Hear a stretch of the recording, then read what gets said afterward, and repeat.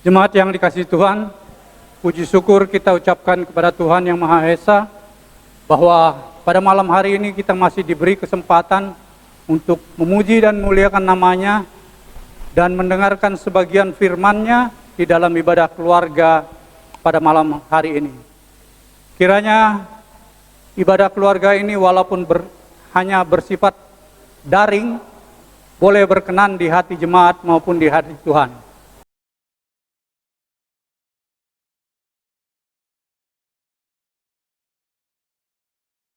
Mari kita menghadap Tuhan, kami undang jemaat untuk berdiri. Kita menyanyi dari Kidung Jemaat 4, Hai Mari Sembah.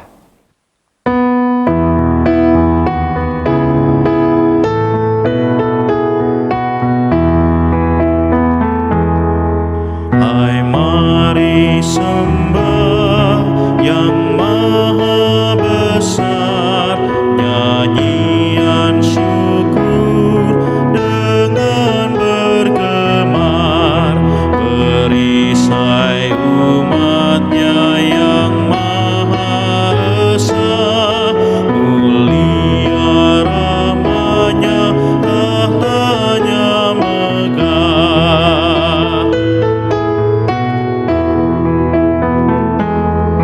Hai masyurkanlah keagungan-Nya, cahaya terang itu jubah-Nya, gemuruh suara-Nya di awan kelam, berjalanlah Dia di badai kencang.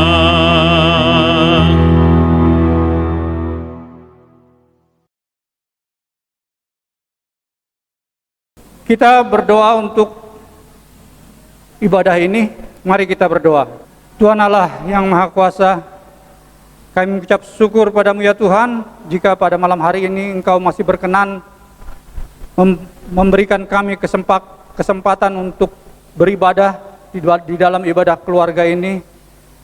Walaupun ibadah keluarga ini kami lakukan hanya bersifat daring, kiranya berkenan di hadapan-Mu ya Tuhan, dan juga berkenan untuk kami lakukan dalam kehidupan kami sehari-hari, di mana kami akan mendengarkan sebagian firman-Mu. Kiranya Engkau menyertai kami di dalam ibadah ini dari awal, pertengahan, hingga akhir. Amin. Kita akan bermazmur secara berbalasan, di mana kita akan membacakannya dari Mazmur 105 ayat 1 sampai 4. Bersyukurlah kepada Tuhan, serukanlah nama-Nya.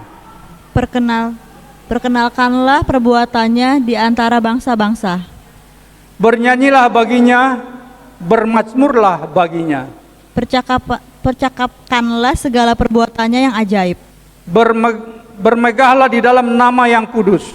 Biarlah bersuka hati orang-orang yang mencari Tuhan. Carilah wajah-Nya selalu. Carilah wajah-Nya selalu. Jemaat dipersilakan duduk. Kita menyanyi dari Kidung Jemaat 51, Kitab Suci Hartaku.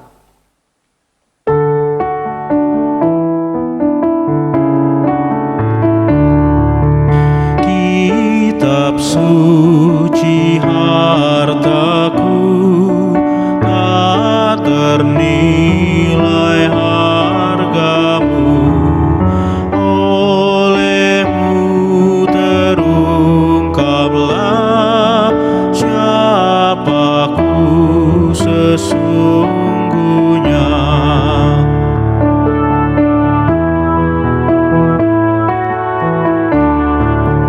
Ku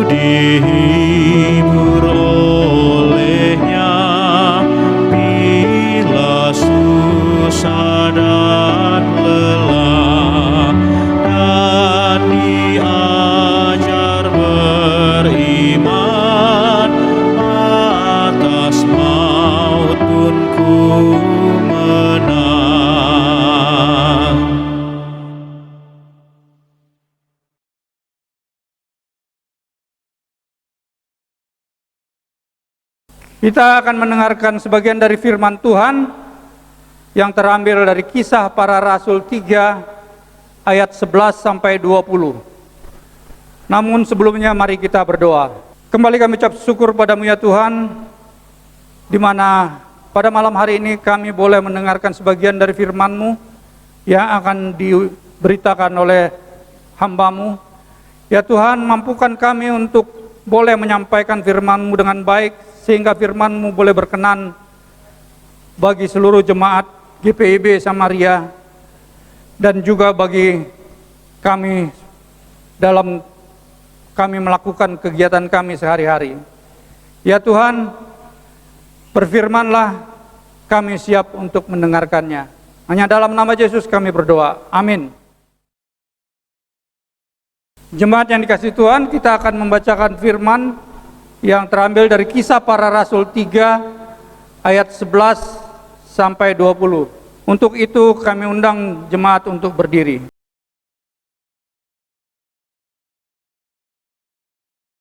Khotbah Petrus di Serambi Salomo. Karena orang itu tetap mengikuti Petrus dan Yohanes, maka seluruh orang banyak yang sangat keheranan itu datang mengerumuni mereka di serambi yang disebut Serambi Salomo. Petrus melihat orang banyak itu lalu berkata, "Hai orang Israel, mengapa kamu heran tentang kejadian ini, dan mengapa kamu menatap kami seolah-olah kami membuat orang ini berjalan karena kuasa dan kesalehan kami sendiri? Allah Abraham, Ishak dan Yakub, Allah nenek moyang kita, telah memuliakan hambanya, yaitu Yesus yang kamu serahkan dan tolak di depan Pilatus, walaupun Pilatus berpendapat bahwa ia harus dilepaskan. Tetapi kamu telah menolak yang kudus dan benar, serta menghendaki seorang pembunuh sebagai hadiahmu. Demikianlah ia, pemimpin pada hidup, telah kamu bunuh. Tetapi Allah telah membangkitkan dia dari antara orang mati. Dan tentang hal itu kami adalah saksi. Dan karena kepercayaan dalam nama Yesus, maka nama itu telah menguatkan orang yang kamu lihat dan kamu kenal itu. Dan kepercayaan itu telah memberi kesembuhan kepada orang di depan kamu semua. Hai saudara-saudara, aku tahu bahwa kamu telah berbuat demikian karena ketidaktahuan, sama seperti semua pemimpin kamu. Tetapi dengan jalan demikian, Allah telah menggenapi apa yang telah difirmankannya dahulu dengan perantaraan nabi-nabinya, yaitu bahwa Mesias yang diutusnya harus menderita. Karena itu sadarlah dan bertobatlah supaya dosamu dihapuskan, agar Tuhan mendatangkan waktu kelegaan dan mengutus Yesus yang dari semula diuntukkan bagimu sebagai Kristus. Demikian firman Tuhan. Haleluya.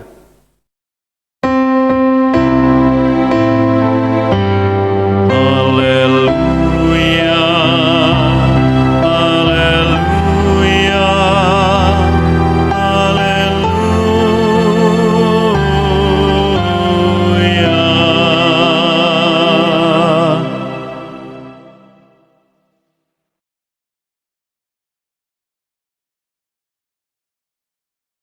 Bapak, Ibu, dan saudara-saudara sekalian yang dikasihi Tuhan, sejak awal ketika Simon dan Petrus yang pekerjaannya sehari-hari menjala ikan, diminta oleh Tuhan Yesus untuk menjala manusia, seperti yang tertulis di dalam Lukas 5 ayat 10, telah menunjukkan keraguan terhadap Yesus dan bahkan menyangkal mengenal Yesus ketika orang-orang imam besar Yahudi menanyakan keberadaan Yesus pada malam hari sebelum dia ditangkap. Walaupun sebenarnya dia telah berjanji menyerahkan nyawanya kepada Yesus.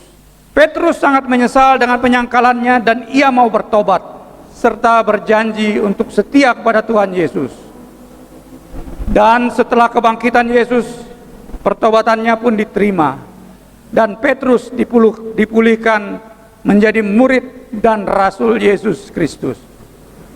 Petrus pun menjadi murid utama Yesus. Ketika Petrus dan Yohanes masuk ke bait Allah, dia melihat seorang lumpuh sejak lahir sedang meminta sedekah. Tetapi bukan sedekah yang diberikan oleh Petrus, tapi dia berdoa untuk menyembuhkan dia dan dikabulkan oleh Tuhan. Dan setelah dia disembuhkan, orang lumpuh tersebut terus mengikuti mereka sehingga orang banyak mengikuti mereka. Kedatangan Petrus ke dalam bait Allah adalah untuk memberikan khotbah. Dalam khotbahnya Petrus mengungkapkan 5 aspek tentang siapa Tuhan Yesus itu, yaitu yang kudus dan benar, seperti yang disebut di ayat 14.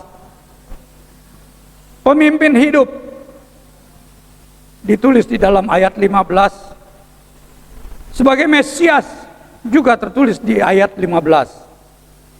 Sebagai Kristus, dia juga tertulis di ayat 20.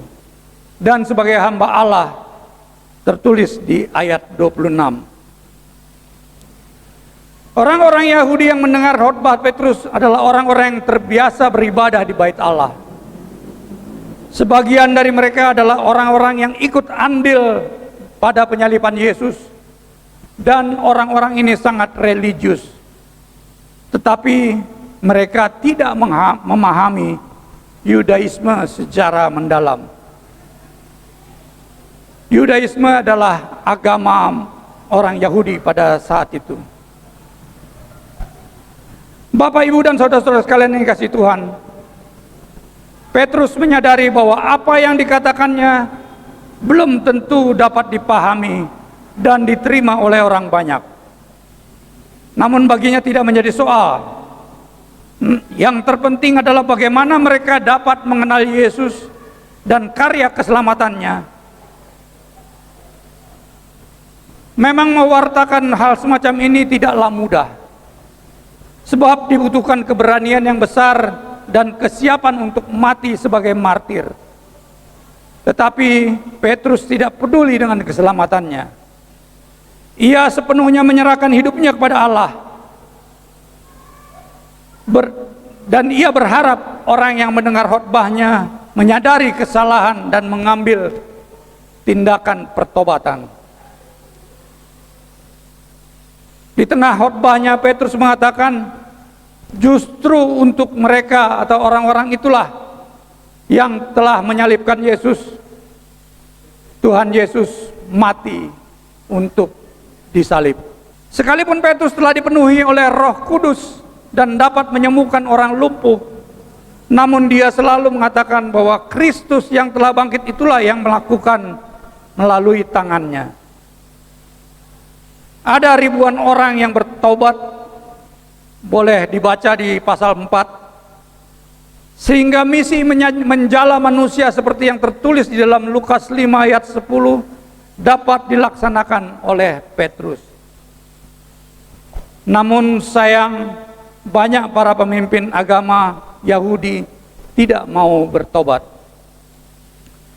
Bapak, Ibu, dan saudara-saudara sekalian yang dikasihi Tuhan, adanya pandemi di seluruh dunia akibat COVID-19 membuat ruang gerak kita menjadi terbatas, sehingga keterpurukan dalam segala aspek pun terjadi, yang tentunya memberikan efek derita pada sebagian kita.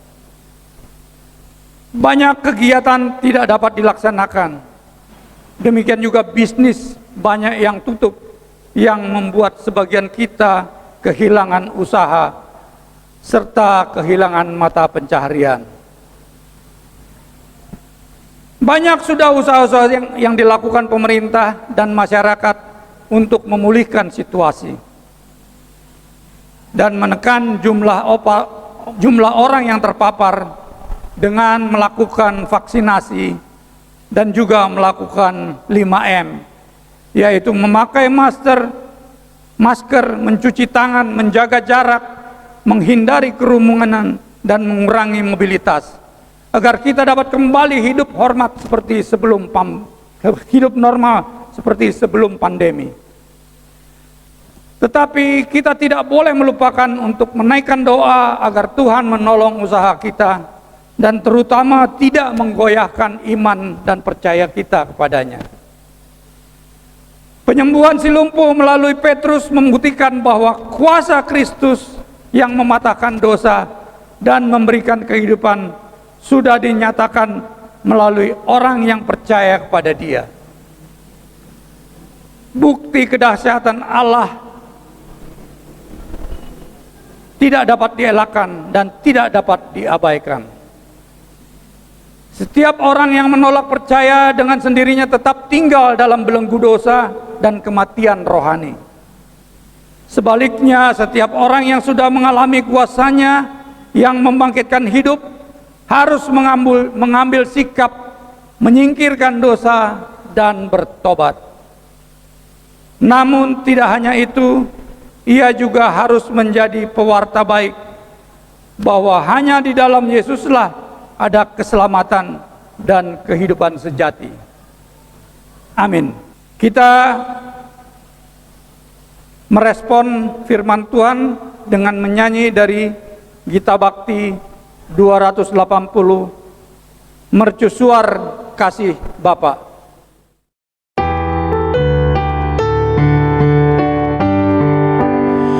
Mercusuar kasih Bapa, memancarkan sinarnya, namun sulu yang dibatai telah penjakannya.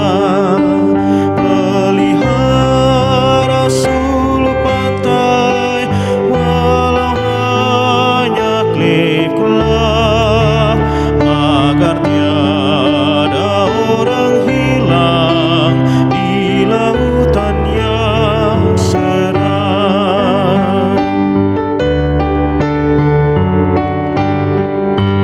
Peliharalah seluruh agar orang yang cemas, yang mencari pelabuhan dari mara terlepas.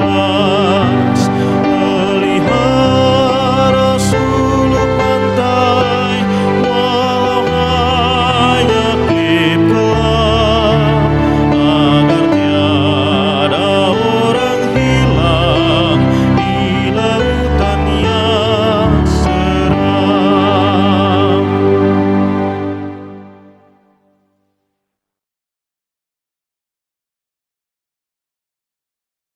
Jemaat yang dikasihi Tuhan, marilah kita berdoa. Kembali kami ucap syukur padamu ya Tuhan, jikalau pada malam hari ini kami boleh mendengarkan sebagian dari firman-Mu, dan kiranya firman yang telah kami dengar tersebut boleh menjadi suluh dalam kehidupan kami untuk melaksanakan kehidupan kami sehari-hari.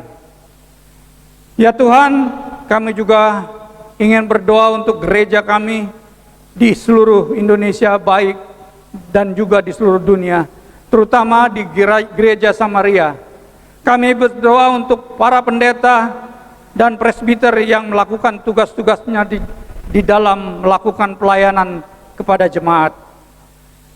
Kiranya Engkau menyertai mereka di dalam kehidupan mereka sehari-hari, dan juga menyertai keluarga mereka agar mereka diberikan kesehatan dan kekuatan untuk melaksanakan tugas mereka di dalam kehidupan ini.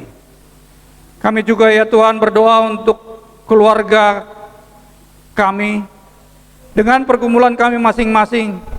Kiranya Engkau mau memberikan kami kesempatan untuk boleh melewati pergumulan kami masing-masing dengan baik, dan Engkau mau menjawab segala doa-doa kami yang kami telah lakukan sepanjang kehidupan kami kepadamu ya Tuhan.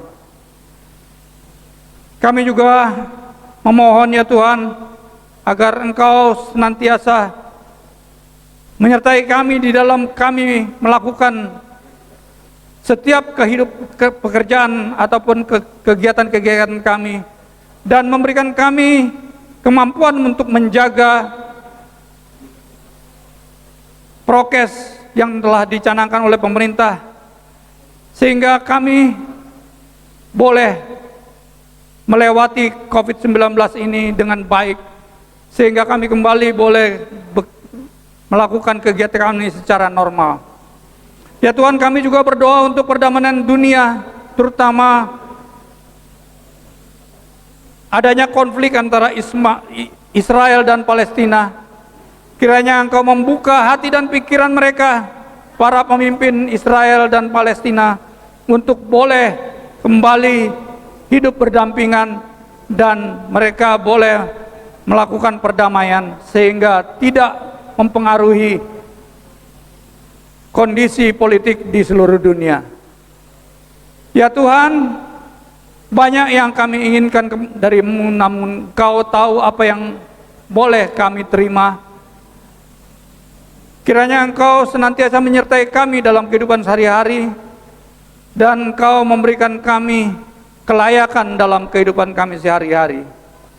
Ya Tuhan, terimalah doa kami ini yang kami panjatkan kepadamu, hanya dengan perantaran anak-Mu yang tunggal yang telah mengajar kami berdoa.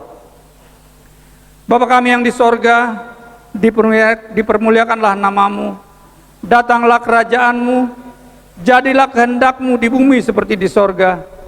Berikanlah kami pada hari ini makanan kami yang secukupnya, dan ampunilah kami akan kesalahan kami, seperti kami juga mengampuni orang yang bersalah kepada kami. Dan janganlah membawa kami ke dalam pencobaan, tetapi lepaskanlah kami daripada yang jahat.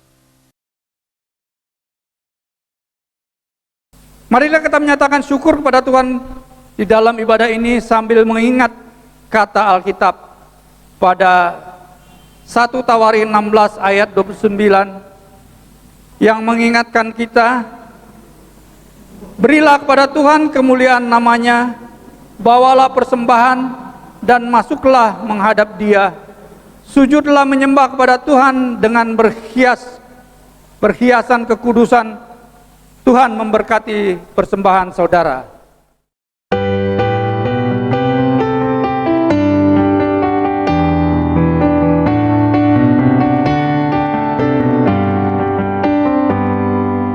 Hujan berkat kan tercurah, itulah janji kudus, hidup segar dari sorga kan diberi penebus. Hujan berkat-Mu, itu yang kami perlu, sudah menetes berkat-Mu, biar tercurah penuh.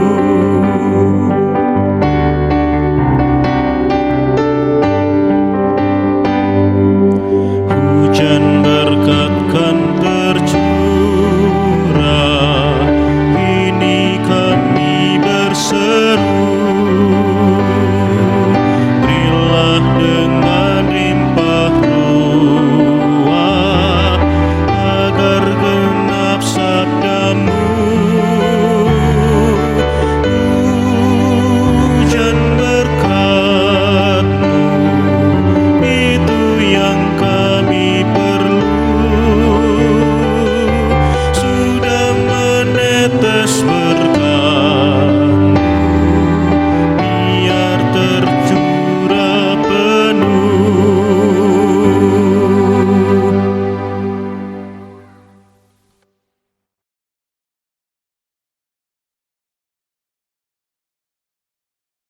Mari kita berdiri untuk menyerahkan persembahan ini kepada Tuhan dalam doa syukur. Sekarang ya Allah kami bersyukur kepadamu dan memuji namamu yang agung itu. Sebab siapakah kami sehingga kami mampu memberi persembahan sukarela seperti ini.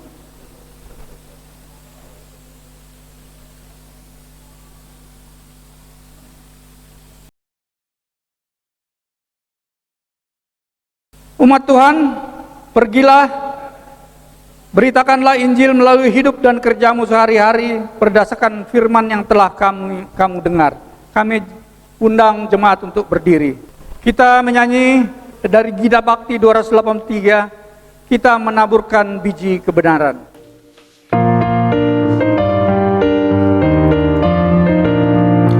Kita menaburkan biji kebenaran pada pagi hari, siang dan petang. Kita menantikan waktu pemuaian, pasti ada hasil, hati pun senang. Mari kumpulkan, pasti ada hasil, hati pun senang. Mari kumpulkan, pasti ada hasil, hati pun senang.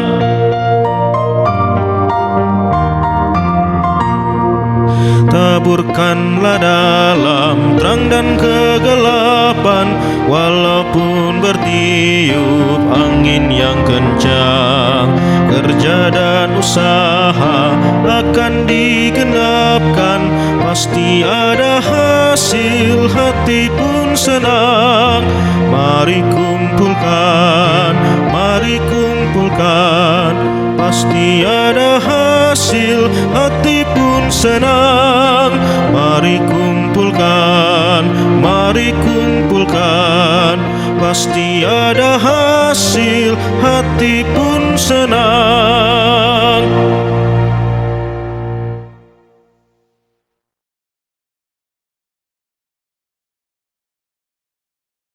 Arahkanlah hati dan pikiranmu kepada Allah dan terimalah berkat-Nya. Tuhan memberkati engkau dan melindungi engkau. Tuhan menyinari engkau dengan wajah-Nya dan memberi engkau kasih karunia.